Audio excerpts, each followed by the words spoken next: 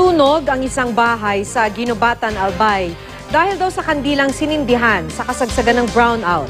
Nasunog din ang dalawang bahay sa Itogon, Benguet dahil naman sa napabayaang dekuryenteng initan ng tubig. Nagbabalik si CJ Turida ng GMA Dagupan.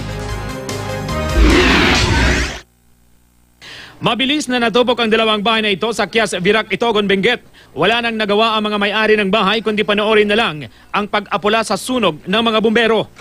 Halos maabo ang mga bahay at ilan na lang ang naisalbang gamit.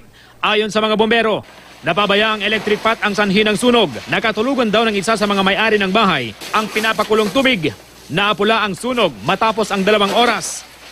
Sumiklab naman ang sunog sa 5 hektaryang talahiban sa ilalim ng Gilbert Bridge sa Lawag City, Ilocos Norte. Pahirapan ang pag-apula sa apoy dahil sa lakas ng hangin. Kinailangang ilipat ang mga alagang baka para hindi madamay sa sunog. Dahil sa init, sir, tuyong-tuyo na yung damo, then sinamahan pa ng malakas na hangin, so kaya ganun kabilis mag-spread yung apoy, sir. Nagkabuhol-buhol din ang daloy ng trapiko dahil sa usok. Wala namang nadamay na bahay. Hindi pa alam ang sanhi ng grass fire. Sa Ginubatan, Albay, napabaya ang kandila ang tinitinang sanhi ng sunog sa isang bahay. Nawalan kasi ng kuryente sa lugar kaya gumamit ng kandila ang may-ari ng bahay. Hindi kaagad nakaresponde ang mga bumbero ng bayan dahil sira ang kanilang fire truck. Regarding doon sa sira ang fire truck namin, sa totoo lang talagang under repair ang fire truck namin. Wala namang nasaktan sa insidente. Sa Iloilo City, nilamon ng apoy ang ikalawang palapag ng isang paaralan sa barangay Divina Gracia. Tumulong na sa pag-apula ng apoy ang mga residente malapit sa paaralan. 3 silid ang naabo.